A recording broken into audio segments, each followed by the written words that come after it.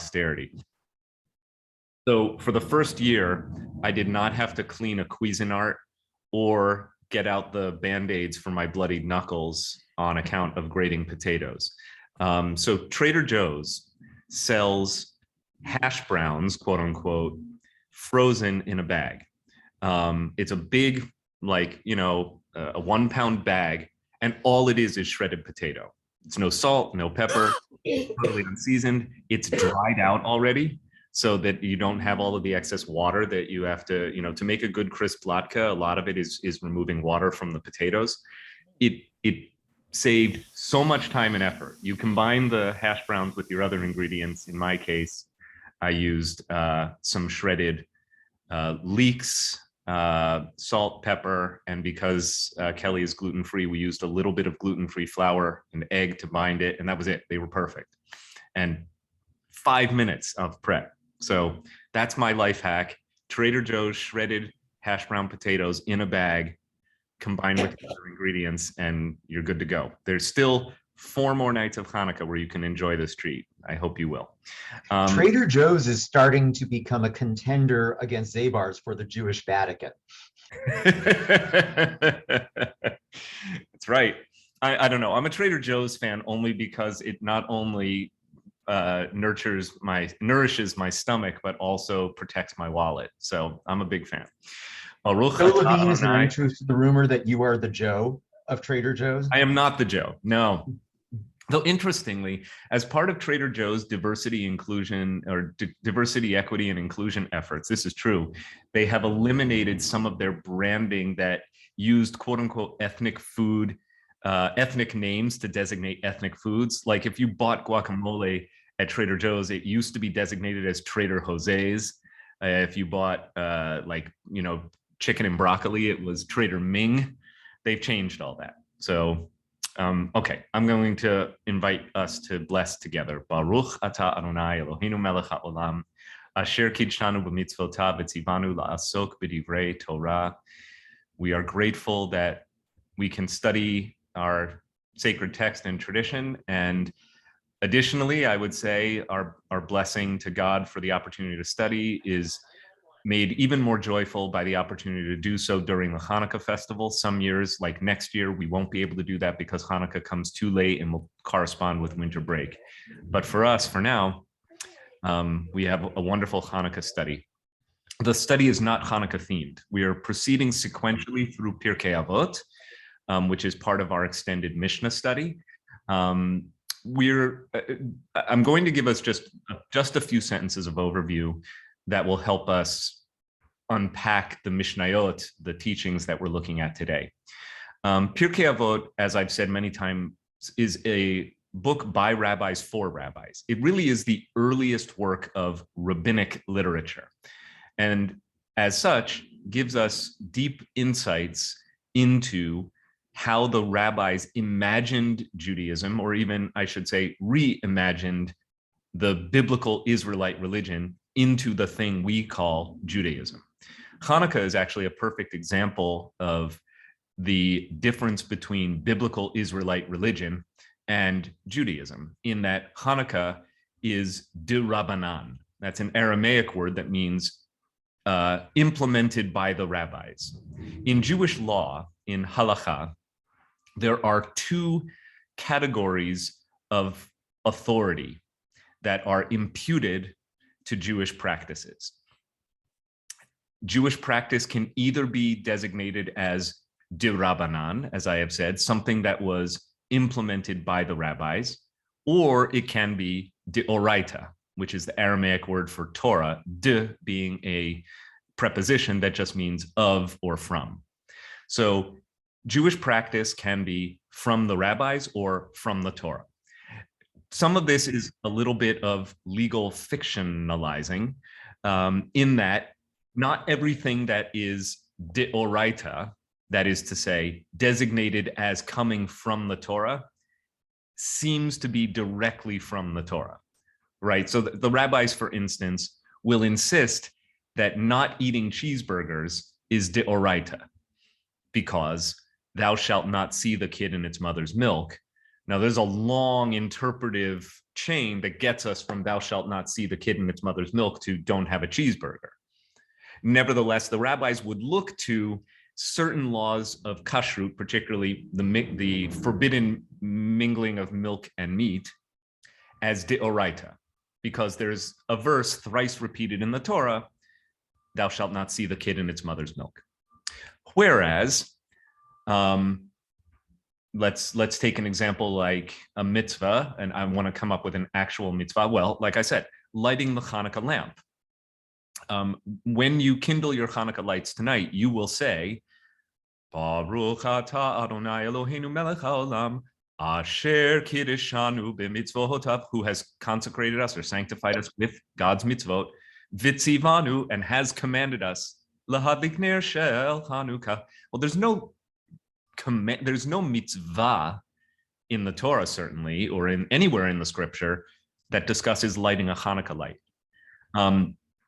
It is d'Rabbanan, though rabbis will seek Torah justification for the custom of lighting the Hanukkah light so that it has the greater force of Torah law. And that's the only other important thing that you should know, is that which is deoraita generally has a greater authority within Jewish law and practice, which should be logical, right? If you can substantiate that a given Jewish practice comes to us all the way from the Torah, it therefore has a kind of divine authority that the so-called oral law, which the rabbis designate as all that which was also communicated to Moses at Sinai, but not really written down until the successive generations put it down, is less authoritative than Torah law. Okay, some of this will come up in our discussion today, which is really, we're going to look at a set of teachings around how the rabbis understand both the limits of their own authority and also the expansiveness of their own authority. And we're going to look at a familiar dynamic that has been explored throughout Pirkei Avot, which is seeking the proper balance between the pursuit of the spiritual and the pursuit of the material. In other words, making a living versus pursuing a life of Torah, and how those two play with and sometimes against each other. And there's a lot more that we're going to look at too, but I wanted to set up a few broad themes. And again, reading literature that was written by the rabbis for their pupils, a lot of Pirkei Avot can be understood as a kind of ethical training manual for young adolescent boy rabbis in training, yeshiva bochers. And so therefore, issues like the development of morality, or what we might simply call character, is integral to the pursuit or the author's pursuit in Pirkei Avot. I'm going to bring on screen the text that we ended with last time. And we're going to spend a little bit of time unpacking the second part of it, because we really only covered the first part, which is rather straightforward. So looking here, we have Pirkei Avot, chapter 4, Mishna number 4. And I just want to kind of close, there's a frame that's getting in the way of me being able to display the whole screen. Okay, that should do for us. Rabbi Levitas, a man of Yavne, said, "Be exceedingly humble spirit," and should be humble of spirit, I think, even though the of is not there in the text. "For the end of man is the worm." Okay, we looked at that last time. Fairly straightforward. The text we didn't really get to unpack is the second teaching in number 4. Rabbi Yochanan ben Baroka said, "Whoever profanes the name of heaven in secret, he shall be punished in the open. Unwittingly or wittingly, it is all one in profaning the name." And you can see how they translate from the Hebrew, echad shogeg, literally whether one does it unintentionally, the echad mezid, or one premeditates. Mezid means to scheme or premeditate. B'chilul Hashem. So literally one in doing it unintentionally, one in doing it intentionally, in the profanation of the name. I think it's idiomatically translated well here. Unwittingly or wittingly, it is all one. It's all the same in the eyes of God, in profaning the name. And of course, the name of heaven, Shem Shemayim, is a euphemistic way of talking about God. And there's this idea that if you profane God's name, it doesn't matter whether you do it accidentally or deliberately. It doesn't matter whether you do it in secret or in public. It's all the same, presumably in the eyes of God. This, of course, begs the question, what do we mean profaning the name? And in order to answer that question, I need to bring on screen the Talmudic discussion of exactly this subject. So it's not immediately apparent to the reader what might be meant by Chilul Hashem. There are two wonderful words in Hebrew that are opposites of each other, but are somewhat assonant, somewhat resemble each other in sound. One is Hallel, which means to praise. It is the root of the word hallelujah, to praise God. Hallel, its analogue, its opposite is chilul or chilel with a chet. Chilel means to profane or desecrate. So hallel, praise, chilul or chilel, desecration. Here's where the Talmud is instructive. So we're looking at tractate Yoma, which literally means the day, and is the tractate in the Talmud about Yom Kippur. This is the Babylonian Talmud. Generally, when a person says, I'm looking in the Talmud, they mean the Babylonian Talmud unless otherwise stipulated. There is a second Talmud called the Yerushalmi or the Jerusalem Talmud, which was not written in Jerusalem, but was written in the land of Israel, as opposed to Babylonia, which is present-day Iraq. But the big Talmud, the main Talmud, the conventionally quoted Talmud is the Bavli or the Babylonian. Here's what it says. In the case of one who has caused desecration of God's name, and it's interesting, it says, Aval misha yesh chilul Hashem, literally, but, and that's because this is a disjunctive form of the conjunction with respect to the paragraph that has come before it, where I just scrolled upward.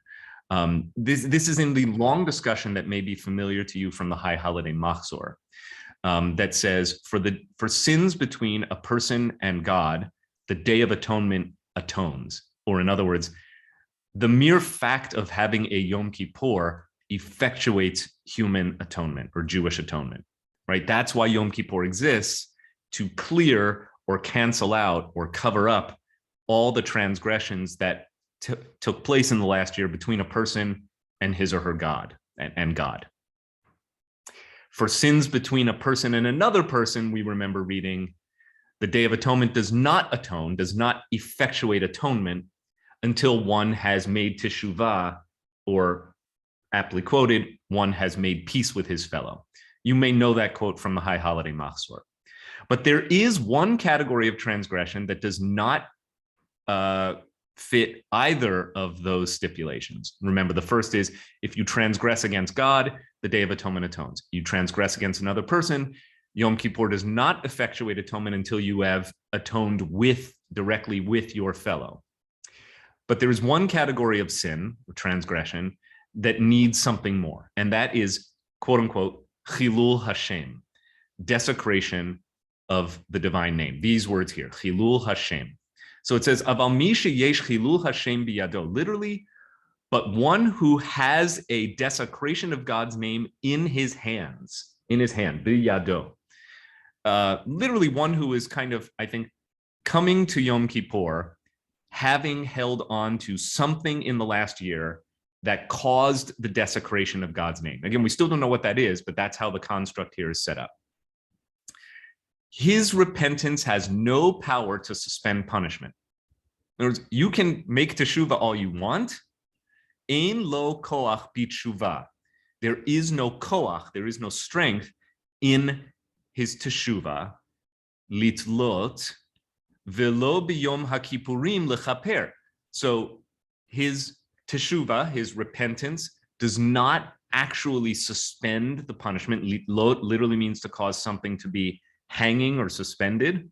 So it doesn't lift the punishment, nor does the Day of Atonement provide atonement, nor does Yom Kippur have power to atone for sin, and even more, velo b'yisurin lemarek, nor does his suffering absolve him. So you could be in a great deal of psychic pain for this thing that you did, which is classified as desecrating the divine name, and your own repentance, the absolving power of the Day of Atonement, and even the fact that you are suffering, which sometimes suffering is viewed in the Jewish tradition as cathartic in the literal sense. It has a cleansing effect. It has it kind of expels sin through the process of suffering. None of that is effective in eliminating the punishment associated with desecrating God's name. So what do? Rather, all these suspend punishment. You need all three, is what they're saying. The case is that it is not that none of them is effective. It is not one of them is effective until all of them are in play together. You have to make atonement. You have to observe Yom Kippur, which makes atonement, and you need to suffer for your sin. All these suspend punishment. And finally, when will you be absolved? At death. As it is stated, Adonai Tzevaot, the Lord of hosts, revealed himself to my ears. This iniquity shall not be atoned for until you die. But what is, okay, so now we know that the stakes are really high for the so-called desecration of the divine name. But what is it? Okay, fortunately, that's where Talmud comes in. And now you see, we're actually switching from Hebrew, which means this is an older rabbinic comment here, this passage we just looked at, to Aramaic. Hechidame chilul Hashem. Hechidame means, well, what are the terms of chilul Hashem? Here they translate, what are the circumstances that cause desecration of God's name? And now we get the actual opinions. So what do we mean when we say desecration of God's name? Is it just standing up in a public square and saying, I hate you, God, in quotation marks? No. Rab is a great Talmudic sage. He said, for example, in the case of someone like me, since I am an important public figure, which is all implied, the only thing that's actually in the text is bold-faced. All the other stuff is gloss from the commentator here. Safari is a wonderful tool, but you have to know what you're reading that is text and what you're reading that is gloss. In the case of someone like me, since I am an important public figure, if I take meat from a butcher and do not give him money immediately, people are likely to think that I did not mean to pay at all. They would consider me a thief and learn from my behavior that one is permitted to steal.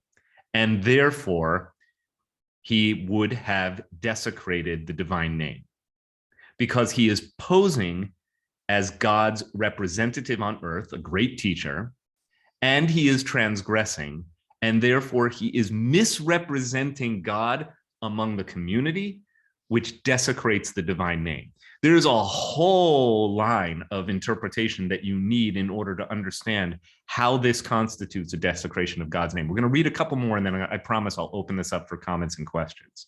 Abaye, one of Rab's contemporaries, and often his counterfoil in Talmudic discourse, he said, they taught this statement of Rab only in a place where they do not ask for the money, where it is not customary for the butcher himself to come and collect payment from the customer. When the customer does not pay immediately, people may suspect him of theft. But in a place where they ask for the money from the customer sometime later, we have no problem with doing this. So Abaye wants to qualify that, well, this is only in the case where he wouldn't have actually asked for the money, and then it would appear as if by taking the meat from the butcher without paying, Rav is making it permissible. He's presenting it as Jewishly acceptable to take without paying. But he provides a limiting condition on that. Since everyone understands he's buying on credit, he is not desecrating God's name, right? So in a milieu, in an environment where credit exists, taking without paying is not a problem. We do it all the time, right? I've got a package from Amazon coming today. I paid on credit. I did not do anything unethical. Okay. And then they go into this whole dialogue on paying on credit, which we're going to skip over. Next example, Rabbi Yochanan said, what is an example of desecration of God's name? For example, someone like me, if I would walk 4 cubits without Torah and without phylacteries, which of course are tefillin, and if you look up tefillin in the dictionary, it tells you that it means phylacteries. Go get your phylacteries and know that it's tefillin. And the onlookers did not know that it is only on account of my body's weakness that would be a desecration of God's name.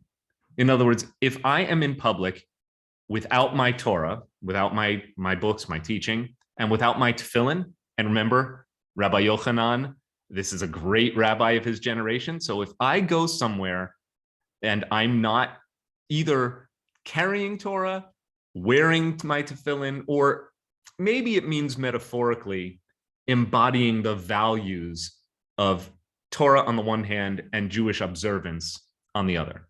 So if I go out in public and I walk even 4 cubits, 4 lengths of one average male's arm from elbow to middle finger is a cubit, approximately 1.5 feet, maybe a little bit less.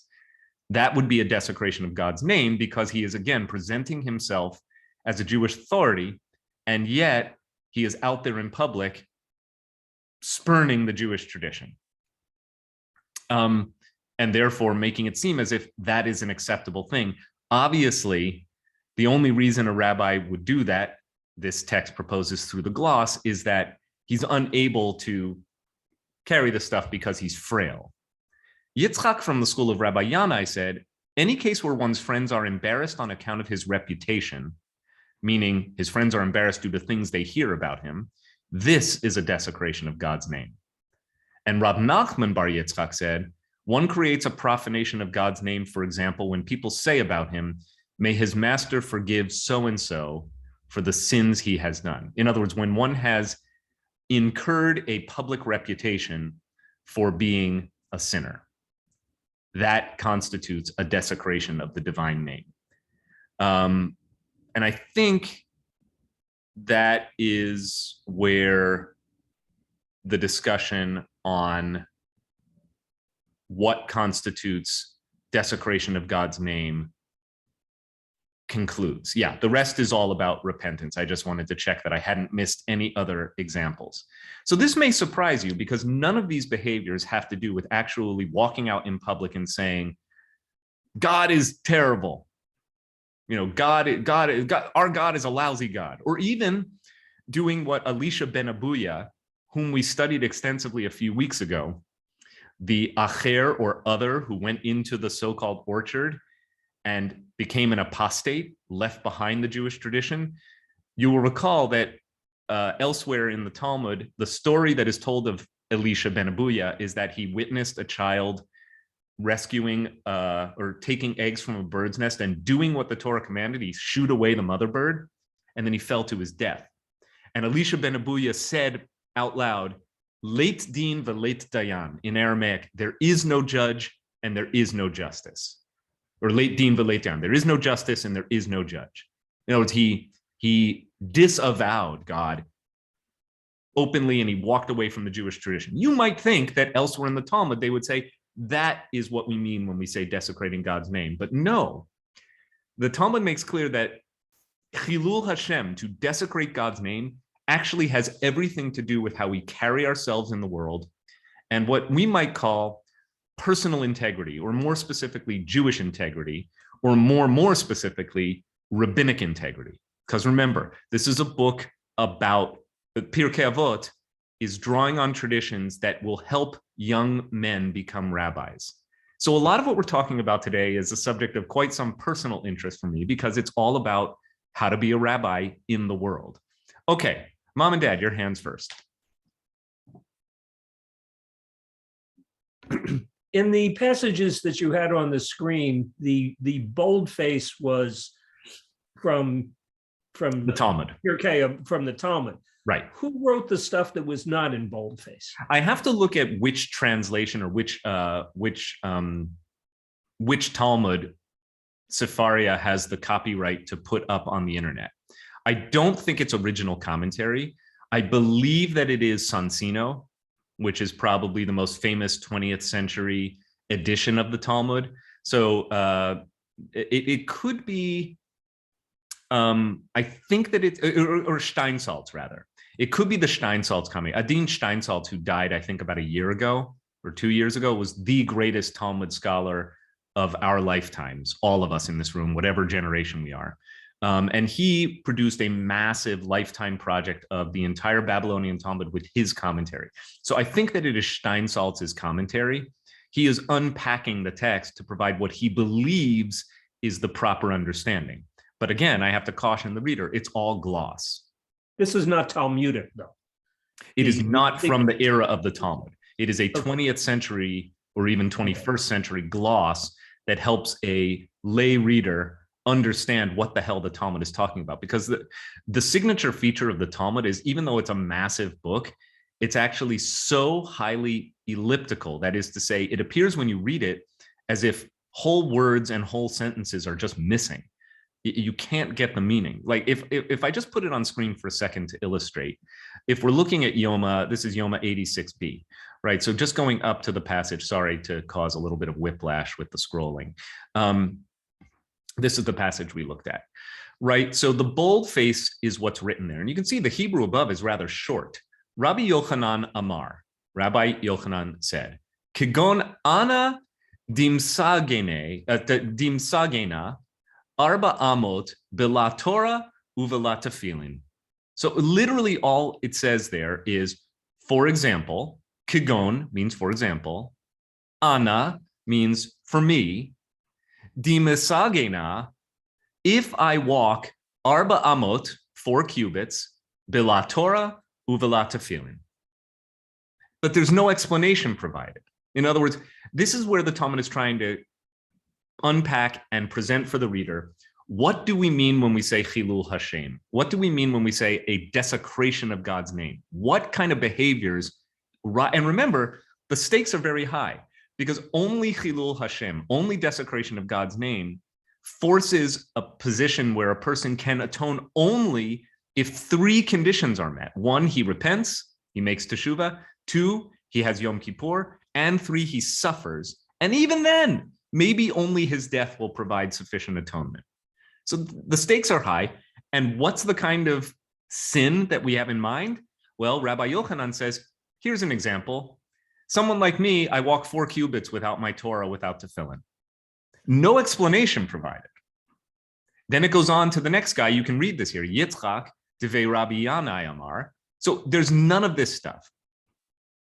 You have to, as the reader, you have to figure out, why is walking 4 cubits without Torah or tefillin for a great sage a desecration of God's name? Why is buying meat and not paying for it a desecration of God's name? And what the rabbis want to make clear is that it's not just anyone who is accountable for desecrating God's name. These are very important public figure rabbis. So rabbis seem to be more susceptible to transgressing Chilul Hashem, right? It is specifically rabbis who are potentially more vulnerable to committing this particular transgression. And it's because wherever a rabbi goes, he, in the ancient world, he, in the modern world, he or she or they, carry a certain kind of authority, or everything a rabbi does appears to be a stamp of approval, Jewishly speaking, potentially. I'll give you an example. Several years ago, I had my yarmulke on my head, and I forgot to take it off before going into a restaurant that serves non-kosher food. It happens to have been the Metro Diner across from Balducci's. And a more observant, well, I shouldn't say more observant, a member of the community, not the WRT community, who considers herself to be observant, happened to be in there and walked up to me and said, "You should not be wearing your yarmulke here." I said, "I didn't even realize I had it on my head."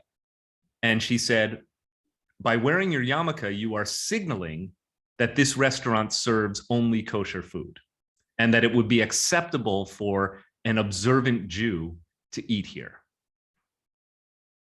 Now, I do not remember whether or not she knew I was a rabbi, but all the more reason why, so there is a whole category of Jewish practice known as marit ayin, which literally means the way it looks to the eye, or for appearance's sake. So there are all sorts of restrictions on things that Jews should do, not because they themselves are illicit. Forget about hechshers and stuff like that. technically, there's really nothing wrong with going into a non-kosher restaurant and ordering a salad, presumably. Again, the more observant colleagues of mine will not set foot in a restaurant that serves non-kosher food. But my buddy Jonathan Morgenstern, the rabbi of Young Israel of Scarsdale, he's a pretty observant guy. He's a modern Orthodox rabbi for a very large observant community right in our neighborhood. He and I occasionally get a beer at Emma's Ale House on Gedney Way. That's our spot. Plenty of Orthodox rabbis will walk into a Starbucks and order a coffee, even though you can get a bacon sandwich at Starbucks, right? So now I don't think a Haredi Jew would walk into a Starbucks for precisely that reason, but you have to be careful, is the point. And when you're a rabbi, all the more so, because everything you do, the public perception of you becomes the interpreted reality.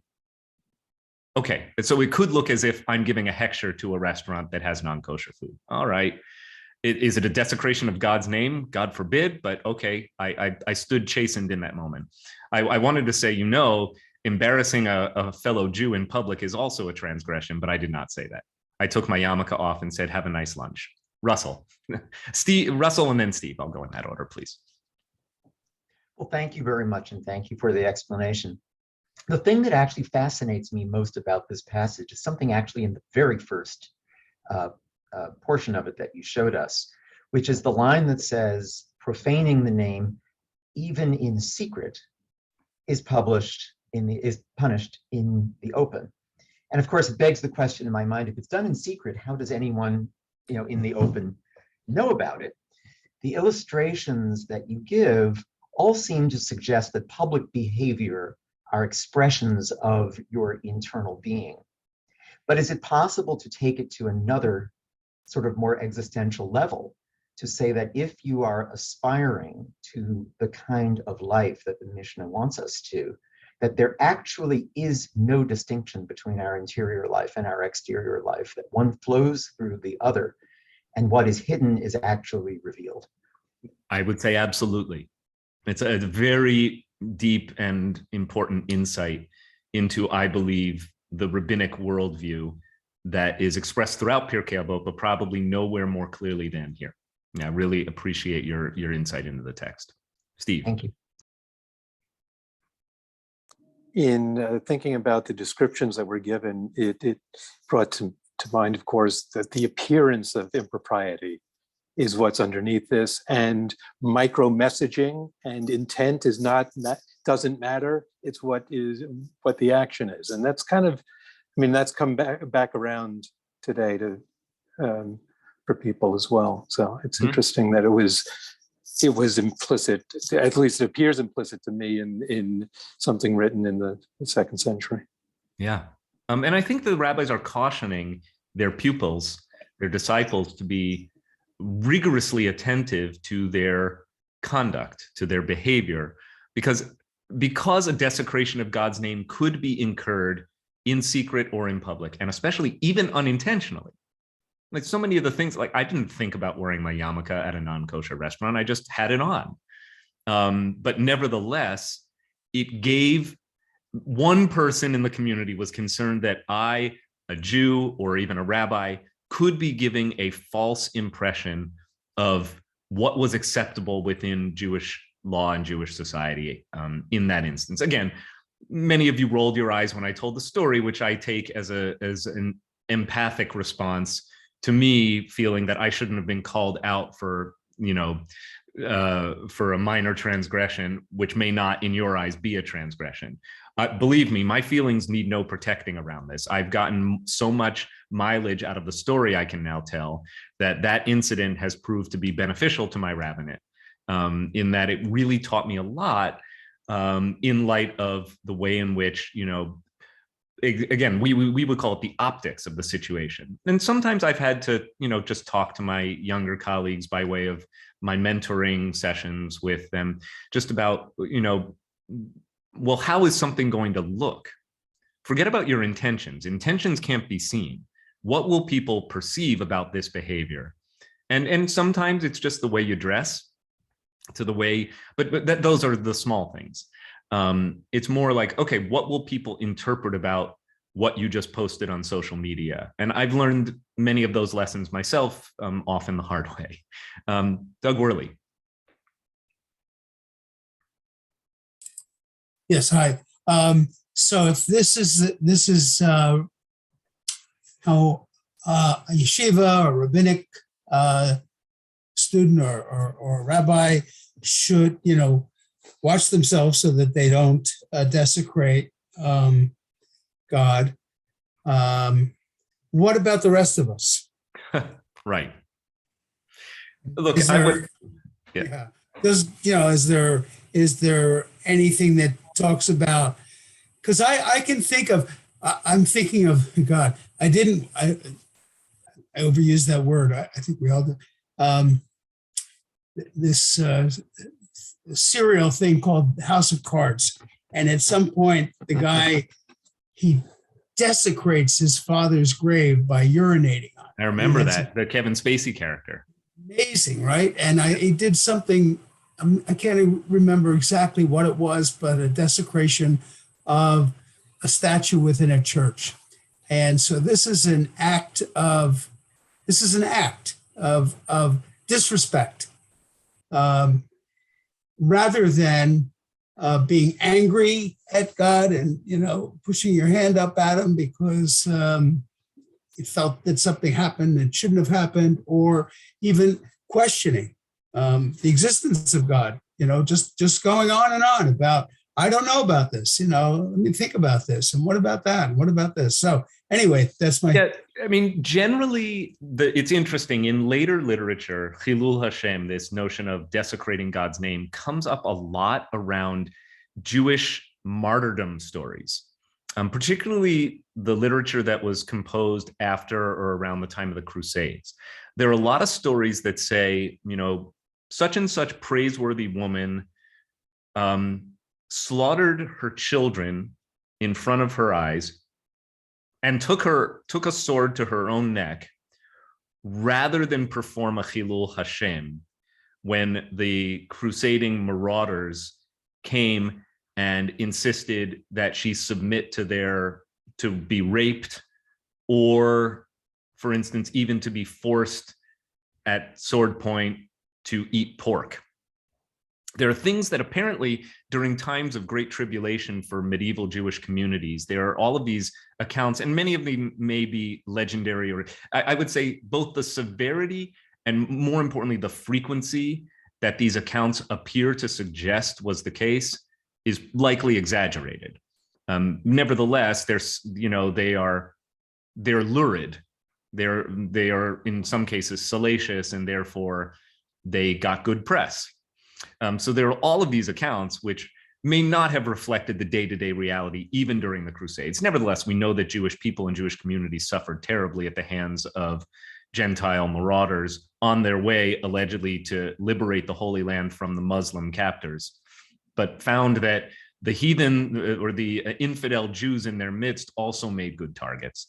So there are all of these stories of abuses that were inflicted upon Jews at that time, and of Jews who chose to die rather than perform a Chilul Hashem. And that's the language that's used in those, often it's piyutim, pietistic poems, or like kind of fables or legends that are told, all of folkloric accounts. That's usually the stakes. It's not buying meat from a butcher and not paying.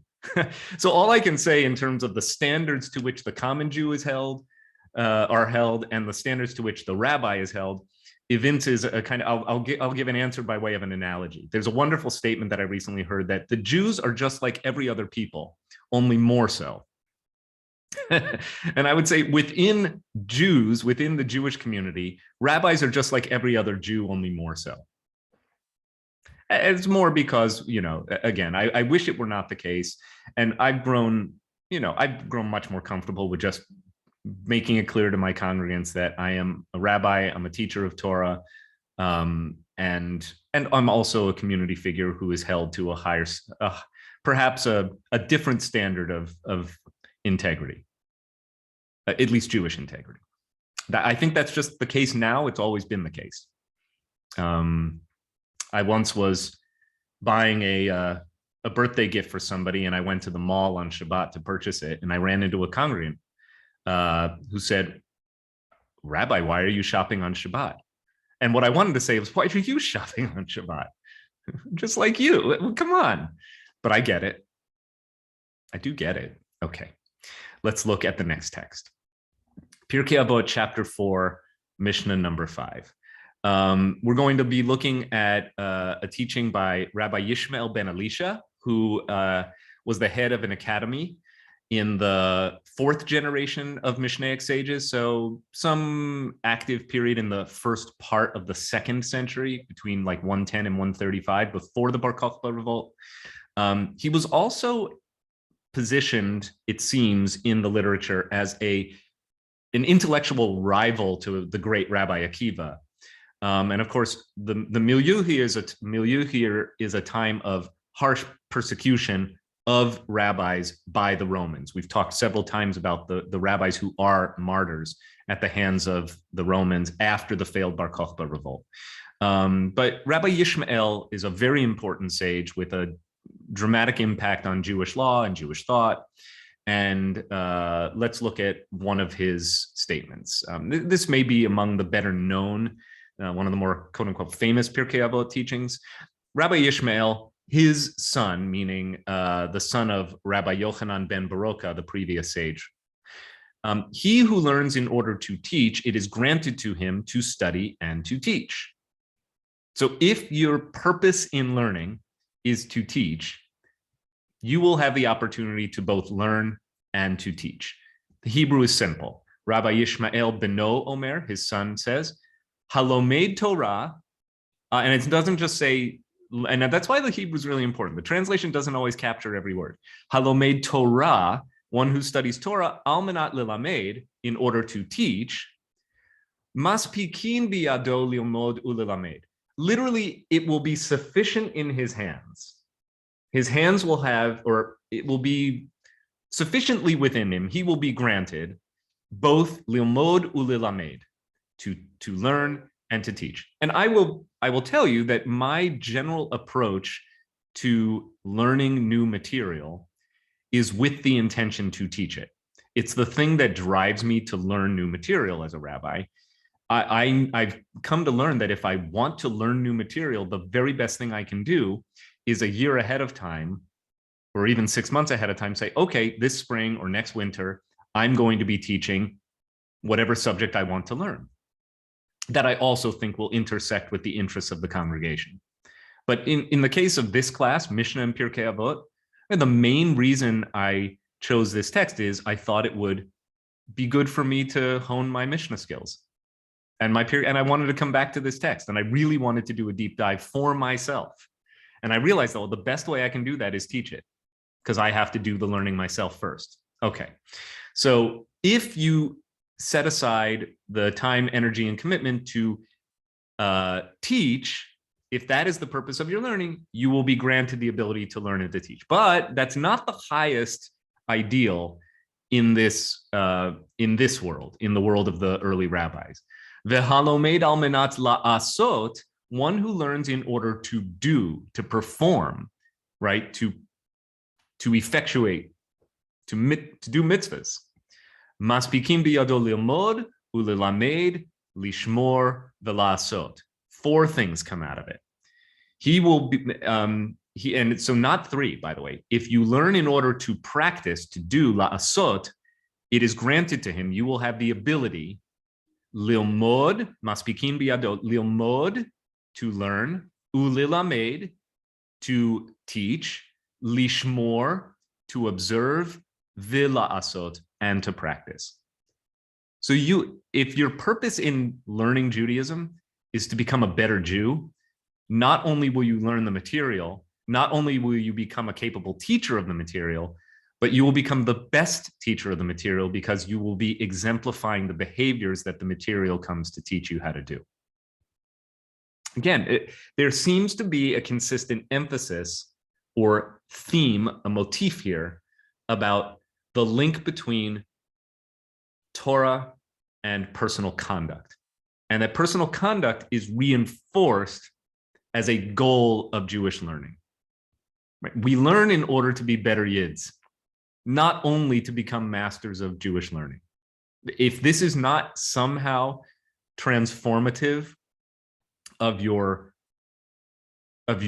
how you operate in the world, then you haven't fully attained the potential of Jewish learning.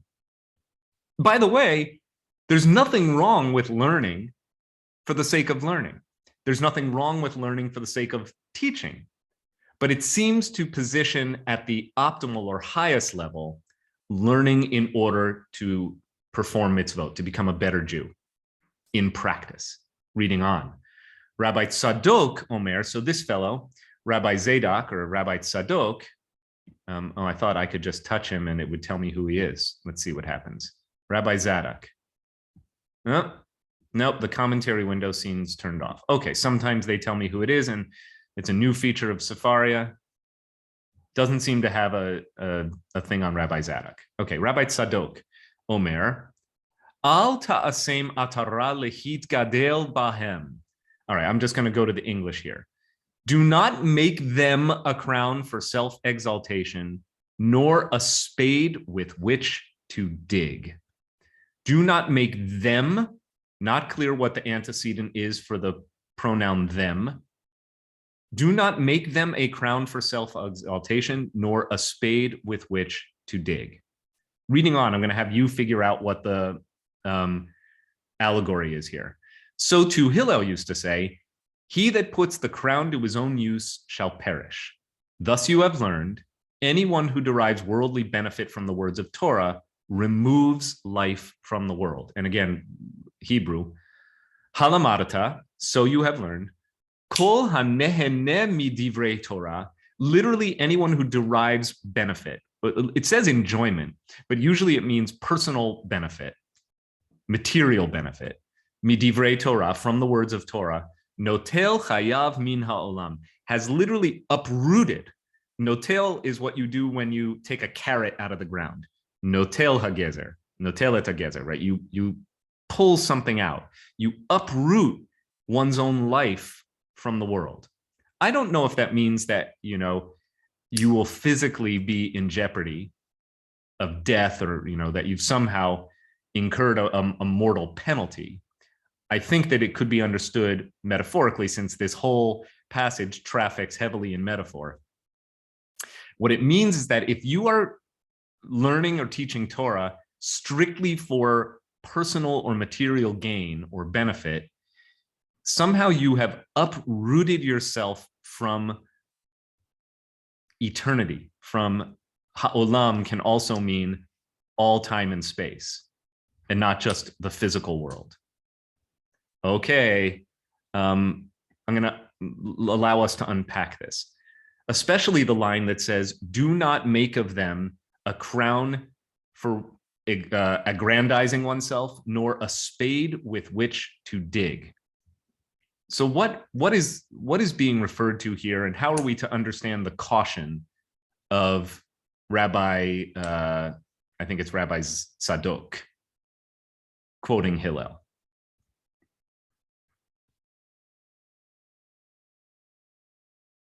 And again, think by rabbis for rabbis. What are the rabbis cautioning their pupils about? Karen. I think it means the Torah. It's the crown. Torah is the crown, and the act of learning and teaching Torah specifically can be used for what appears to be, at least according to this exponent, proper purposes or less proper purposes, improper purposes.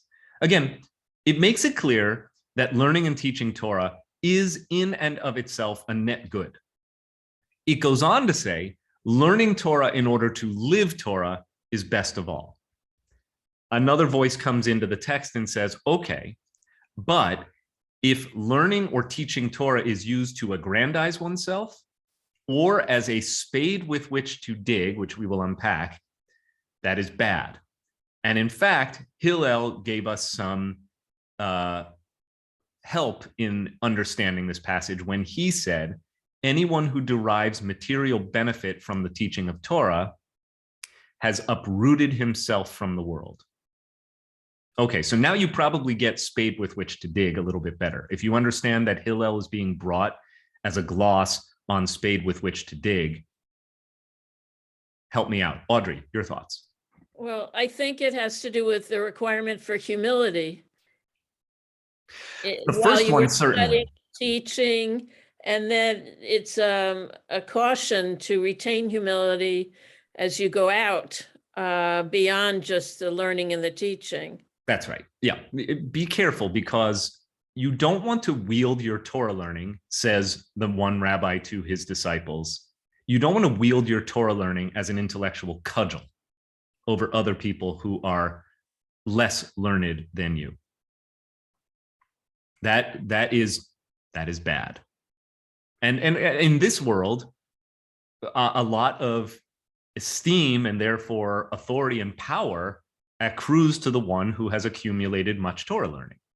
And that's the world in which the rabbis are living and the one they are describing. So thank you. Yes, it takes you back to the original text from last week that started us off this week from section 4, be exceedingly humble. It's one of the few times, by the way, where the rabbis have cautioned that anything should be done to excess.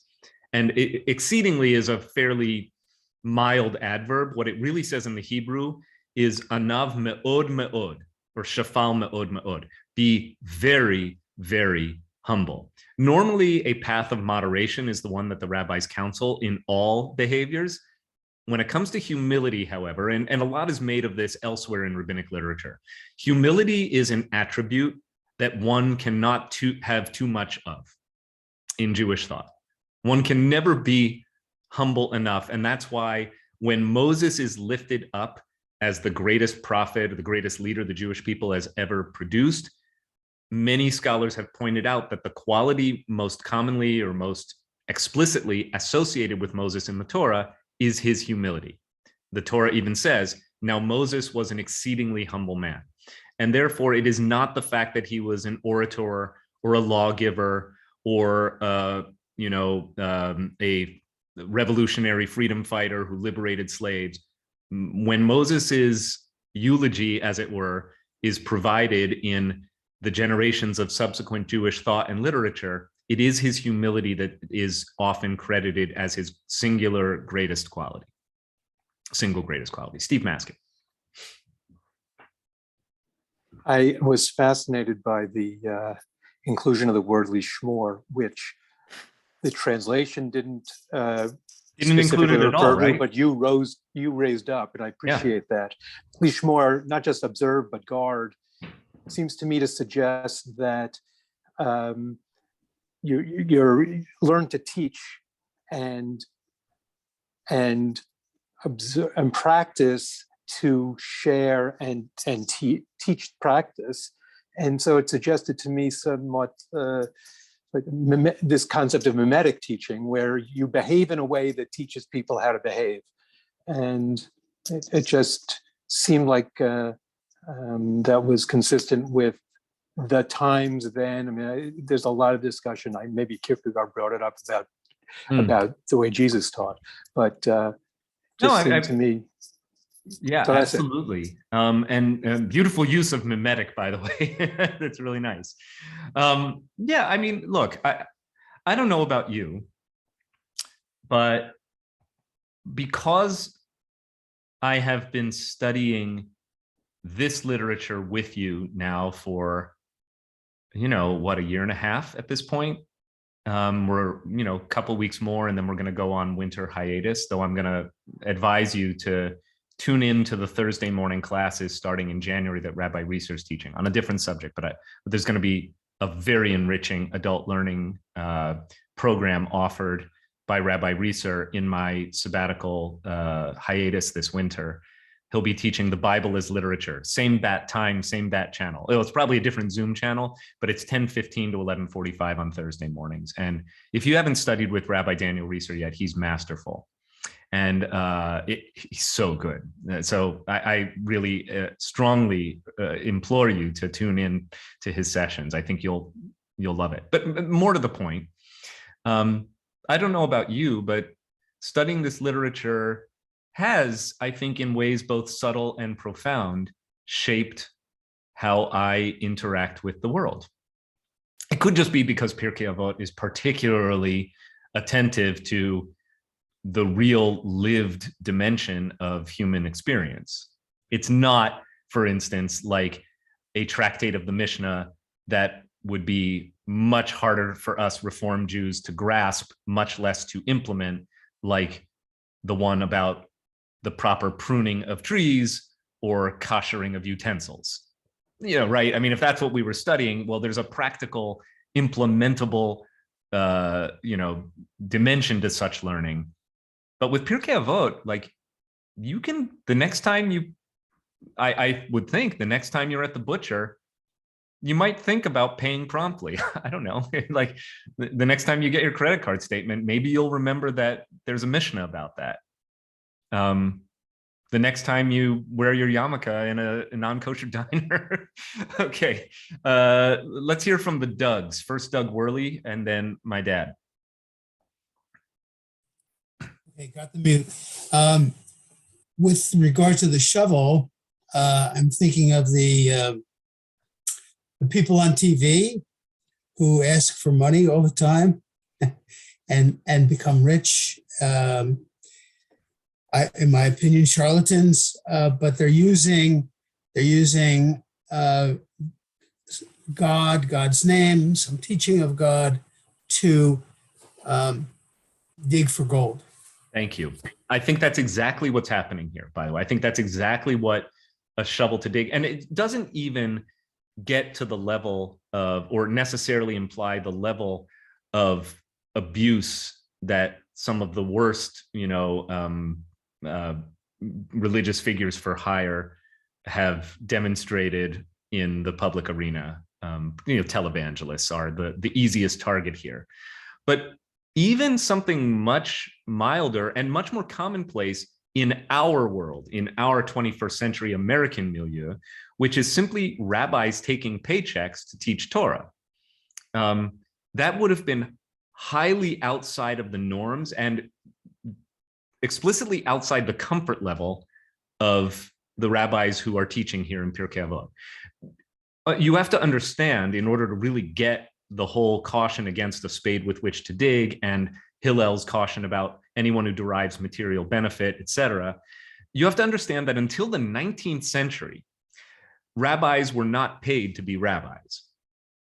Rabbis did not take salaries. Like Rashi, the greatest rabbi of his generation, 11th, 12th century France, was a vintner. Rabbis made their livings. It's not that rabbis had to take vows of poverty. Poverty, generally, that kind of asceticism is frowned upon in Judaism, even among rabbis. There are some counter-prevailing traditions that suggest that poverty is good for the soul, but most would say, no, you shouldn't live like a pauper. But rabbis taking a wage for what they do has generally not been the norm, and in some cases frowned upon. I'm going to say more about this in a minute because I found a commentary that provides some excellent help in this direction. I'm going to take my dad's question first. Yeah, I'm glad you unpacked that last thing. Yeah. Maybe I'm 2 millennia ahead of where this stuff was written, but I'm having a hard time this morning. It was enough to struggle with the Orwellian notion of thought crime, and to which this it seems very akin. Profaning God's name in the deep recesses and dark night of your soul. And now, I thought the whole purpose of living a life, of mitzvot and Torah was actually to get along in the world. And we've never been ascetics. We've never said you shouldn't make money. Right. We've never said throw it all away. Right. So that seems to jangle a lot with, a life of Torah and making a living. Okay, so thank you. So here's where a little bit of commentary, because I had some of the same, I think cognitive dissonance might be the right words, especially for me. I mean, this is very personal. Last time I checked, my paycheck says Westchester Reformed Temple on it. So yeah, right. This is not exactly easy for me to swallow either. So whether it is your own discomfort or you are, protectively concerned for how I interpret this, we're more or less on the same page here, right? So what I want to do is just we're going to look at a comment on this that I found particularly helpful. Let me see if I can find it here. I did have it on screen. Okay, so one of the nice things is when you use Sefaria, there's all sorts of new tools that they've implemented online that you can actually access in the sidebars. So I brought on screen one of the commentaries. I believe that this was written by a JTS rabbi. Liebson is his name, young guy who's writing. Let's see what his take is, because I think both it is true to the spirit of the text and also provides us with some extra helpful background. And by the way, the caution here is not that one can't make a living. It's one that one is not supposed to profit materially or monetarily from Torah, exploiting Torah for material gain. It's not that, being a great student of Judaism and making a nice living are somehow not simpatico. I think that goes too far. Let's see what it says. Rabbi Zadok's first warning is clear. Can you all see on the sidebar here? Yeah, you're able to, I can't move it closer to the center of the screen. I can move it a little bit. Okay. Rabbi Zadok's first warning is clear. One should not use Torah learning as a means for self-aggrandizement. Torah should be studied for the sake of God, and in the end, honor will come of itself. To use the Torah as a spade means to use the Torah for a means to earn a living. The Talmud teaches that just as God taught the children of Israel for free, so too you should teach for free. That's elsewhere in the Talmud. We should note that although this was an ideal that Torah should be taught for free, it has rarely been followed throughout Jewish history. There were, again, rabbi as full salaried career, 19th century, but there were certain exemptions sought for this rule, and in practice, due largely to the exigencies of history, rabbis were often paid for their work, and I would put in parentheses, a little, like a community stipend. Generally, rabbis had other jobs in addition to being the rabbi. The rabbi was the person in the community who was duly ordained to provide two things. One, to teach Torah, and the other to adjudicate or judge people and matters of Jewish law. And we're going to have time to do one more Mishna today that gets into the second component of rabbinic service in the ancient world and up till today. And I often point this out, that if you look in my office at my smicha, my ordination certificate, the line from the Talmud that is quoted there designates the Jewish understanding for how a rabbi functions and what a rabbi's authority is, what it contains, and also what its limits are. It says, Yoreh, Yoreh, Yadin, Yadin. 4 words. That means, Yoreh, may this one teach. Yoreh, this one may teach. Yadin, may this one judge. Yadin, this one may judge. May he teach, he may teach. May he judge, he may judge. Yoreh, Yoreh, Yadin, Yadin. That's the Talmudic formula for ordaining rabbis. And in fact, the Talmud stipulates that when a rabbi ordains another rabbi, he puts his hands on his shoulders and he says, Yoreh, Yoreh, Yadin, Yadin. It's as part of a larger legal formula that actually takes a layperson and makes him a rabbi, always him in the ancient world.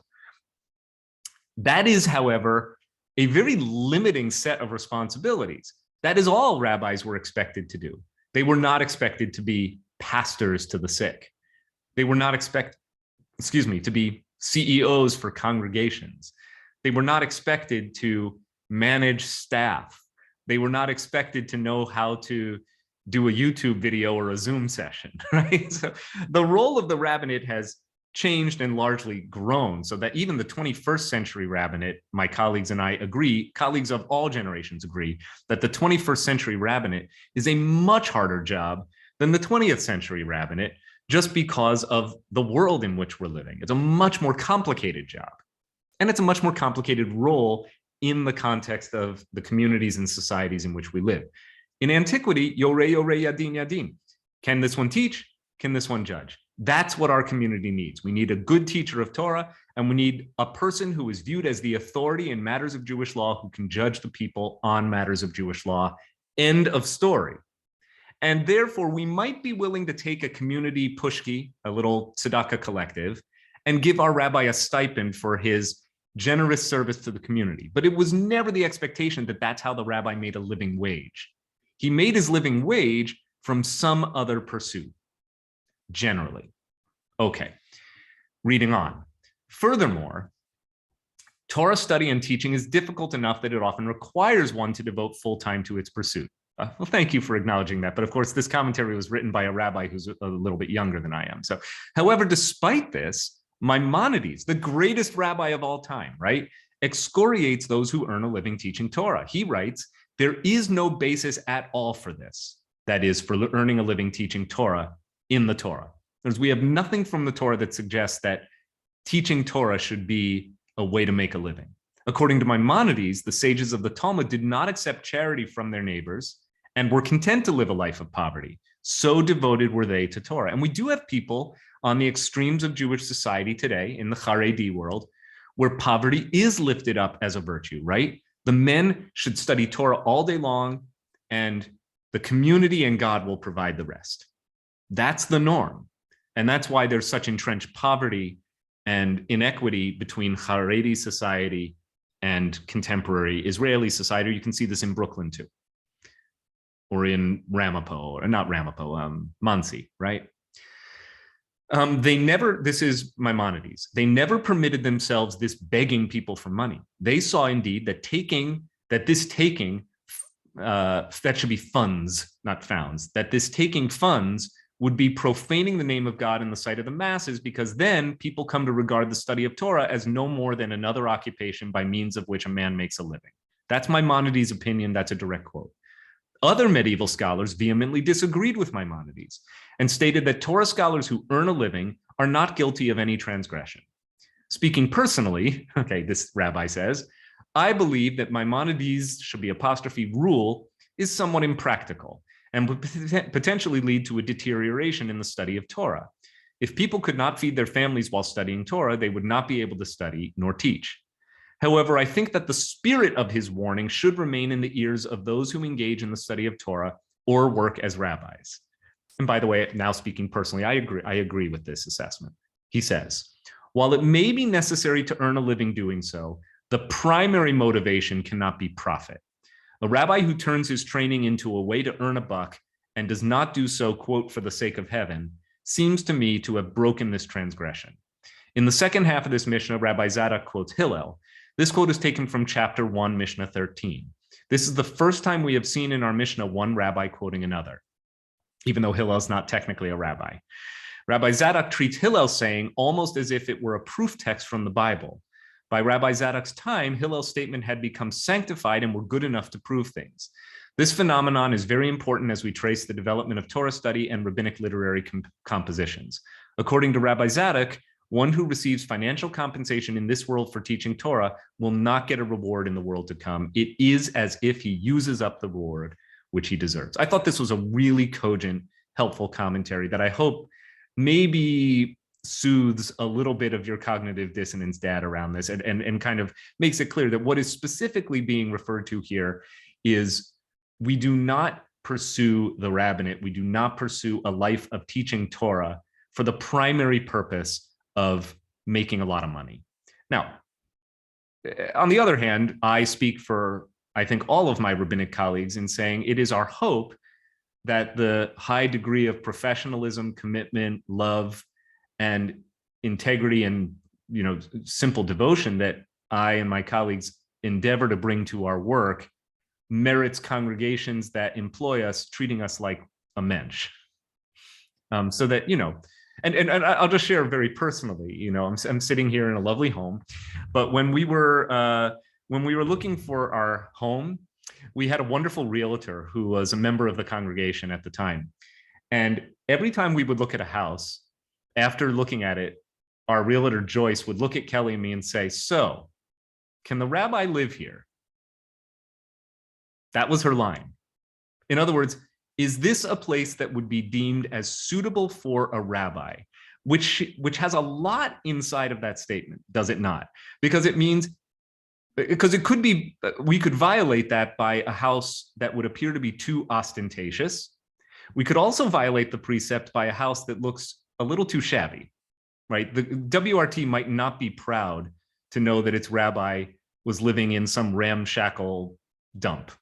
On the other hand, members of WRT might raise eyebrows at a rabbi who is living in, Downton Abbey. So I'll just leave it at that. Can the rabbi live here? Right? And so there's a balance.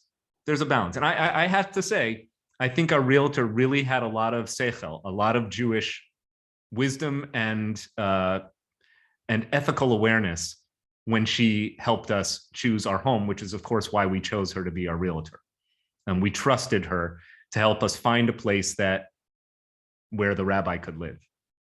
Audrey.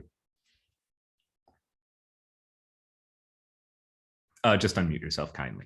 I'm sorry. Wasn't Maimonides also a doctor? Maimonides was also a physician. He was also, doctor? Yeah, he was a physician. Easy for him to say that. Yeah, right. He earned his wage in very different ways. He also was a court Jew, which means he probably had a great amount of privilege and wealth come to him by way of the perquisites of his role in the court. Of course, much of his life, though, that's only the first part of Maimonides' young life. As a fairly young man, he was driven out of Spain by fanatical Muslims who had been brought in to fight against the Christians. Spain, during the course of the so-called golden era, or the golden period of Jewish civilization in the Iberian Peninsula, kind of battled back and forth between Muslim domination and Christian domination. And a fairly liberal and tolerant Muslim regime found itself backed into a corner by a resurgent Christianity backed by all the wealth and power of the full Catholic Church and the Vatican that sought to take back Spain from the Muslim infidels and impose a very strict Catholic rule over the country, defined by the doctrine in Spanish known as limpieza de sangre. I wish Russell were here because he speaks Spanish fluently, but my understanding is that means purity of blood. It is best exemplified by the policies of King Ferdinand and Queen Isabella in the 15th century. It is sort of the culmination of this policy, which basically was the policy of the Inquisition vis-a-vis the Jews, that you were either Christian or you were dead or you were gone.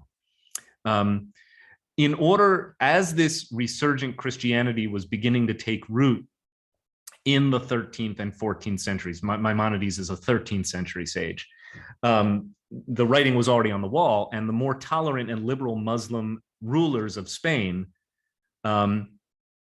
courted the help of Muslims from North Africa, from what is today like Morocco, to help them fight the Christians. There were two waves of this activity, one with a group called the Almohads and another called the Almoravids. Think like the Taliban. So the relatively liberal, tolerant Muslims of Spain brought in mercenary Muslim armies from North Africa to fight the Christians. When they took power, Jews like Maimonides found themselves now at the mercy of intolerant, fanatical Muslim rulers. And that is when Maimonides left for the ironically more liberal and tolerant Muslim domains of North Africa, eventually settling in Egypt, in Cairo, and then first in Fez in Morocco, and then in Cairo. And at that point, Maimonides was not a court physician or a court consultant or a physician. He was basically toiling away writing, and was not a wealthy man for most of the rest of his life. So that's a little bit of the biography of Maimonides. Did you enjoy that? It's a meaningful digression.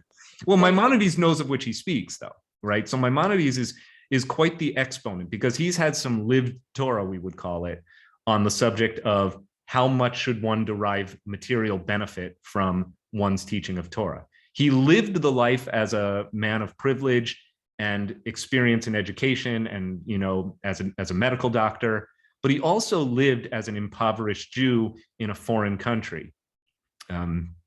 Fascinating figure. I had the privilege just before COVID lockdown, going back to February of 2020, to be in Cairo for a rabbinic mission.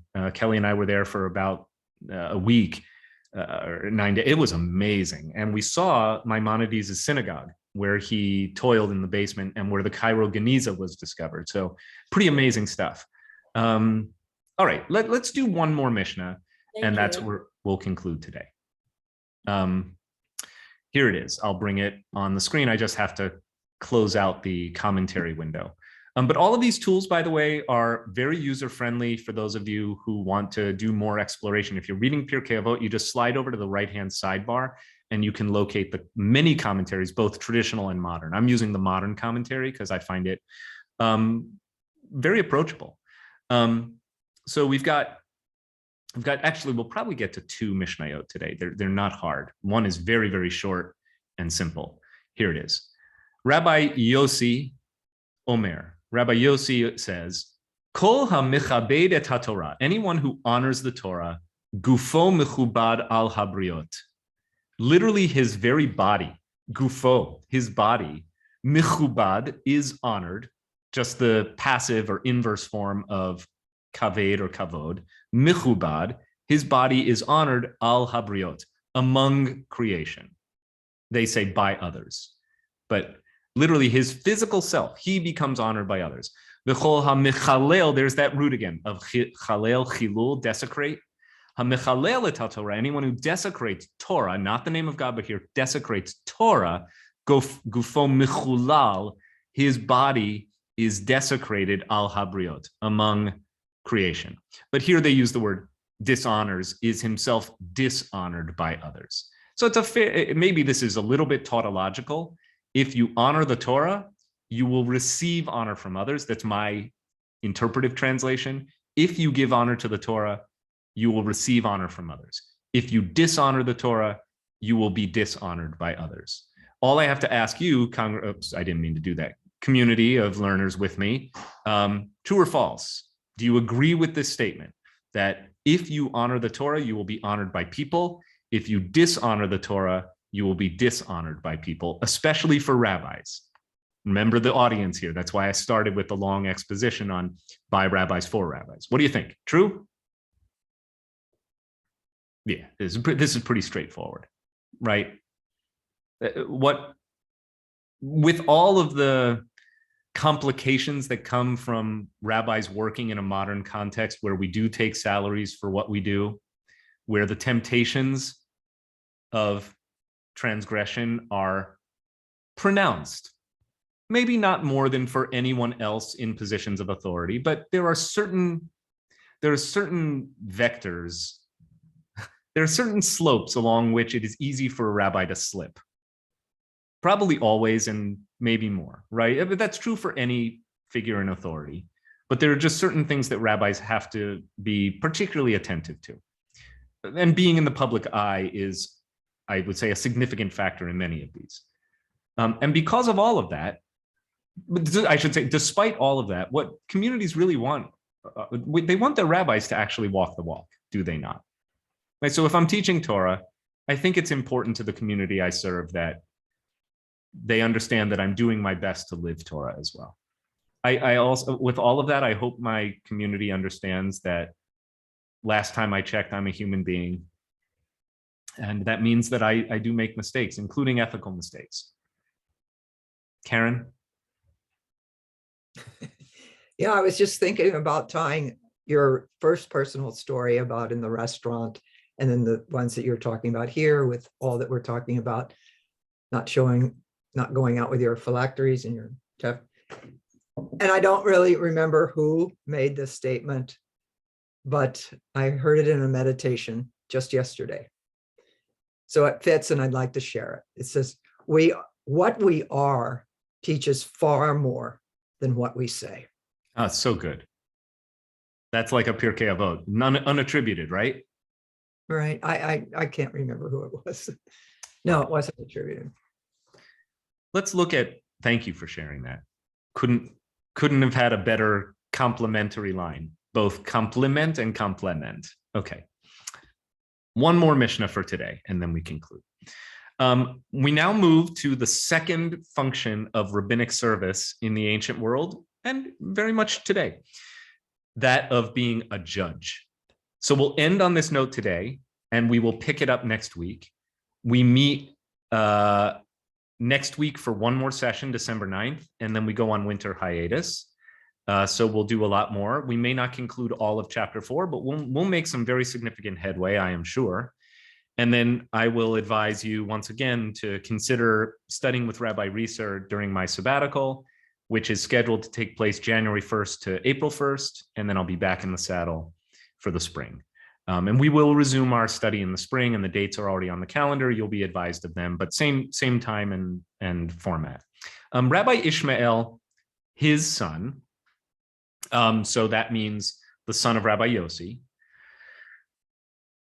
he said, he who refrains himself from judgment, and that means restrains himself, or not one who refrains from being judged, but one who does not judge others, rids himself of enmity, robbery, and false swearing.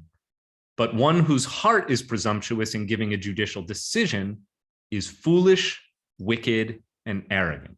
So the first statement we have about rabbis in their role as judges is a caution against the enterprise altogether, right? I told you that only two authorities are designated, or two domains of authority are designated on a rabbinic certificate of ordination. One is to teach.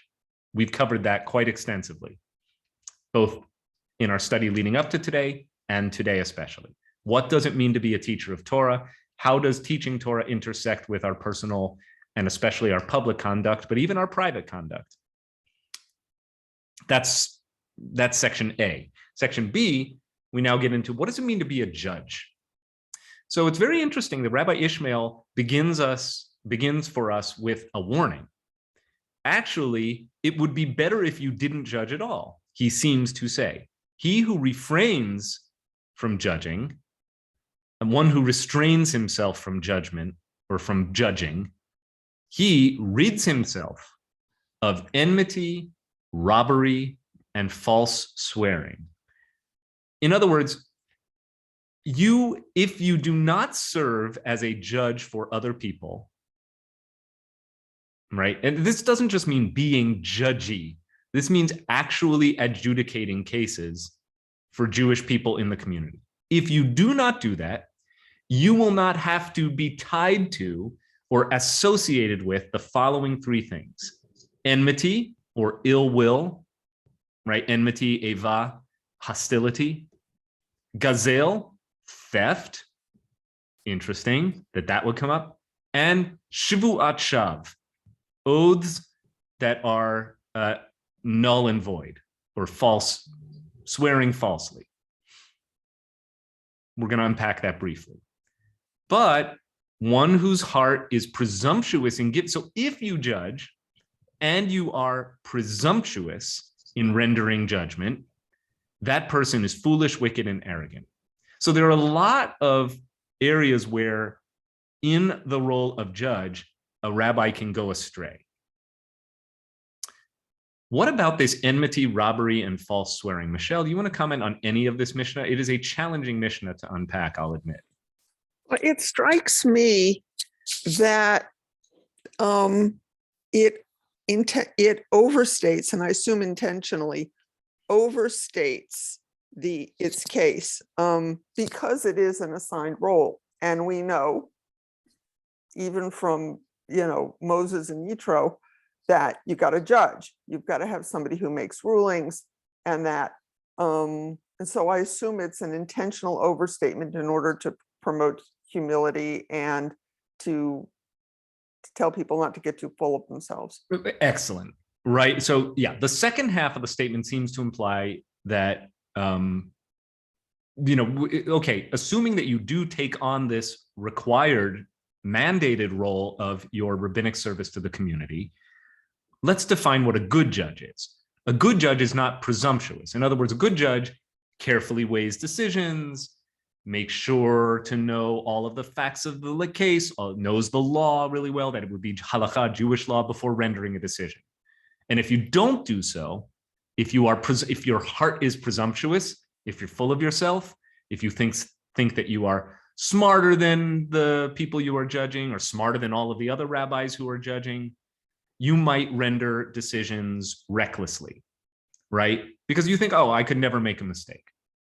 The first half of the statement, by the way, again, it seems to, I love your frame for this. Yeah, it overstates in order to make clear that the responsibility of being a judge for a rabbi is very, very important and very risky, challenging, right? If you were not to do it at all, you would actually avoid a number of pitfalls, things that could jeopardize you professionally.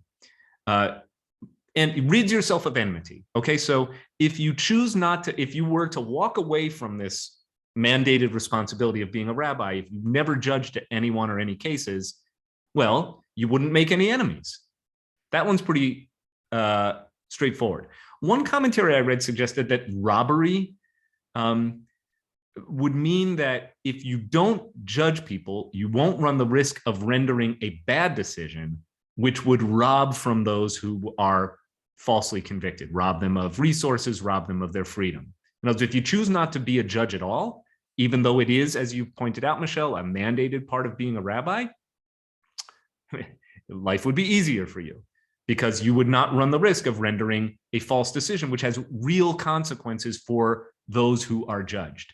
And as for false swearing, again, part of the whole justice system then and now is the taking of oaths.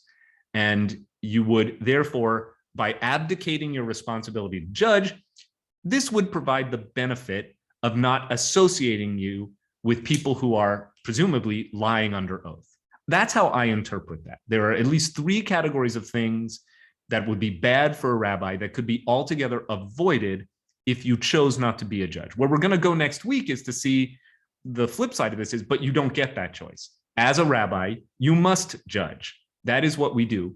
And therefore, conditions are going to be placed around the function of judge that rabbis undertake in order to make rabbis do their judging well and ethically. The first and most important is that rarely do rabbis get to adjudicate alone. Most important matters, you convene what is called a Beit Din, a rabbinic council. And this, in my rabbinic experience, this doesn't happen that much, but it does happen around the most important cases that I get to judge in a traditional format, which is this candidate for conversion prepared, ready, and suitable to join the Jewish people in the Jewish tradition? In those cases, I do not have the rabbinic authority to judge that alone. I have to convene a council of 3. And when we do, just a few weeks ago, we brought a young woman before a Beit Din and 3 rabbis met and we consented to bring her to the mikveh. So that is one example of where even a Reform rabbi functions as part of a rabbinic court. Steve, my dad, and then I'll find a way to conclude and wish us a happy Hanukkah.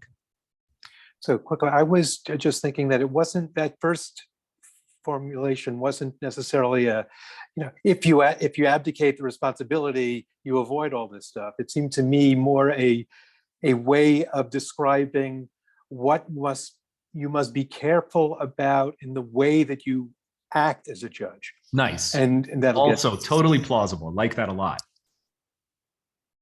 Right. So because at the end of the day, it would be a straw man argument to go on at some length about wouldn't life be better for you rabbis if you didn't judge at all? Because that's not actually what rabbis get to do. You don't have a choice in the matter. If you choose to become a rabbi, you are responsible to provide 2 services to the community, to teach Torah and to judge matters of Jewish law, which means that you have to judge people, real cases, right? That's the whole point. And it could be everything from, Rabbi, there's a new butcher down the street. He claims to be kosher. Can I buy a chicken from him? This happens in Hasidic communities today. The Rebbe is consulted on matters like that. Or it could be much, much more substantial, right? My wife is pregnant. It turns out that I learned she had an affair. I don't know what to do about carrying the child to term or about our marriage. Like, rabbis are called in to use halakha to adjudicate matters like that. Dad, did you drop off? Yeah, it just seemed to Oh, me there you that, are. you know, you're reading it more simplistically. It's like, if you can't stand the heat, stay out of the kitchen. Right You on. know, this is what you're going to see. That's You right. know, if you don't like blood, don't go into the operating room. That is exactly right. That is exactly right. And by the way, somebody asked the comment, I mentioned that Hillel's not a rabbi. It's by dint only of the fact that it seems that the term was not in use in the 1st century before the Common Era. Hillel, in every way, has the qualifications of rabbi. He just doesn't have the title of rabbi. And it seems that even when rabbi came about in the middle of the 1st century as a common title for people who do this thing, teaching and judging Jewishly, not every sage or exponent of the tradition wears the title of rabbi, and we're not sure why. And some are Rav and some are Rabban, like Rabban Gamliel. We're not exactly sure what the specific nuances are intended to convey. Judy, did you want to jump in with a comment? Judy Lass, you unmuted. Well, God bless you for all of the kind wishes. Say goodbye and happy holidays. Thank you. So that's a perfect note. There is a Empty Nesters Freebird sponsored gathering, I believe, for Hanukkah tonight. Though I do believe that there's a fee, much of which is going to tzedakah. And if you want to come, it's please bring a wrapped book as a gift for people in need. You can look on the temple e-blast to see if there's information about that. I also shared a Hasidic teaching that I recently encountered as the lead comment in today's weekly e-blast. So I would invite you to look at it, because I think it teaches us that the lights of Hanukkah may be more than they seem. I'll wish you a Chag Sameach. I'll see you next week for our final session of the term. And please stay well. Good luck, Thanks, Rabbi. Thanks. Very Chag much. Sameach, Thank you. everyone. Toda rabah. Very much. Thank you. Chag Sameach.